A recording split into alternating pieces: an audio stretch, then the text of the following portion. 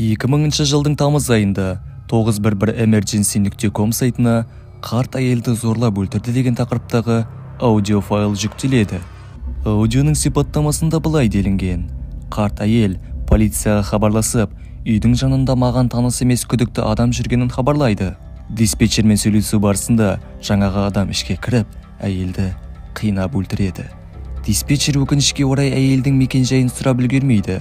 Осылайша бұл қоңырау ең қорқынышты қоңыраулардың бірі ретінде тарихта қалды. Yeah. This is Ruth Price of 3877. What's the problem, ma'am? Oh, there's some guy been checking the place out. How? Well, he went in the back. I have an apartment in the back, and he said he was looking for a guy. And he comes to my door, and Yes? and said he's looking for an apartment. So I live alone, and I'm an old lady. Mm-hmm. Where is he now, ma'am? I don't have no idea.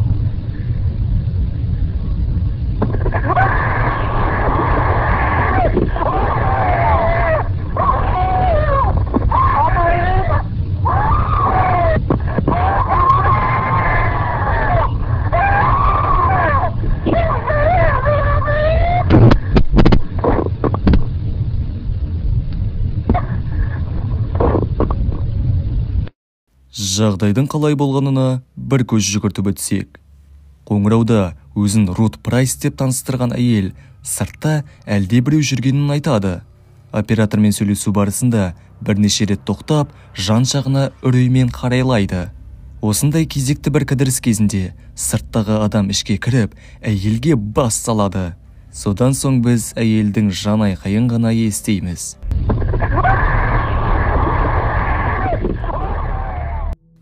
Қоңыраудың басында Рут өзінің мекен-жайын айтып жатқан еді. Алайда оператор оның сөзін бөліп қалып, мекен-жайды толықтай айта алмайды.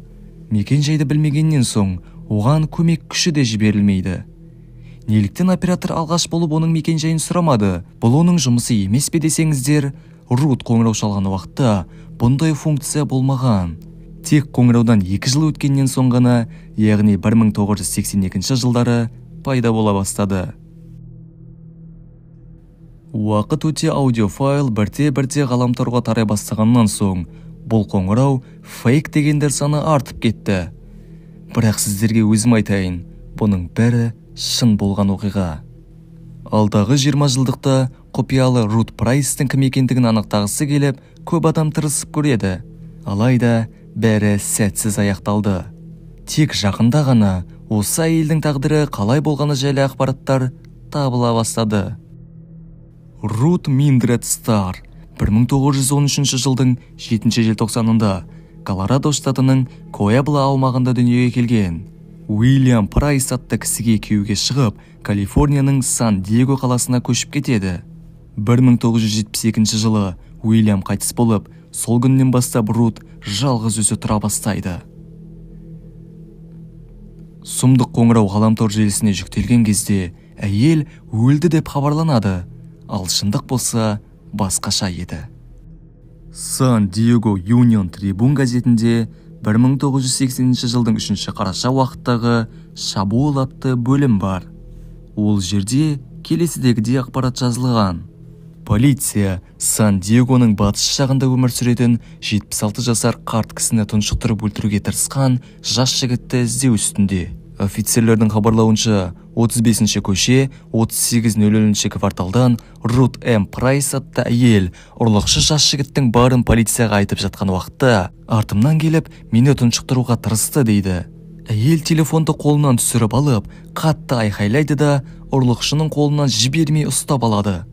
Алайда ол қашып кетеді. Рут, бұрын соңды мен ол адамды көрмегенмін, неліктен маған шабуылдағанын түсінсем бұйырмасын деп сөзін қорытындылайды. Бұл газетте дәл сол Рут Прайс туралы жазылғанына еш күмәніміз жоқ шығар. Бірақ сол уақытта Руттың жасы 76-да емес, 67-де еді. Яғни кішігірім қателіктер бар.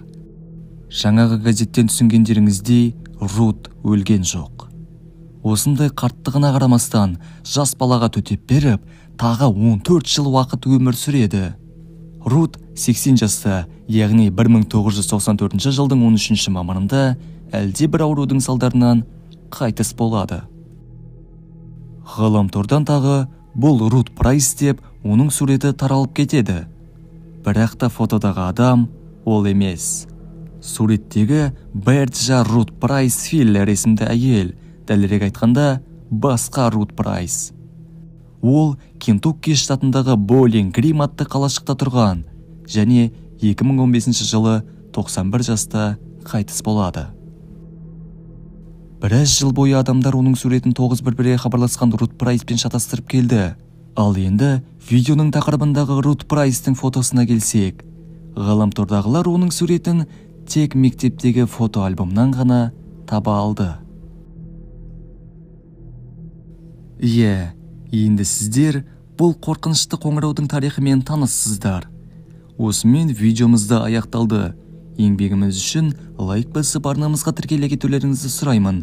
Комментке видео туралы пікірлеріңізді және Рут Прайс жайлы тағы не білесіздер жаза кетсеңіздер болады. Ендеше сіздермен бірге болған және әрдайым бірге болатын QRF ұжымы келесі видеоларда кездескенше.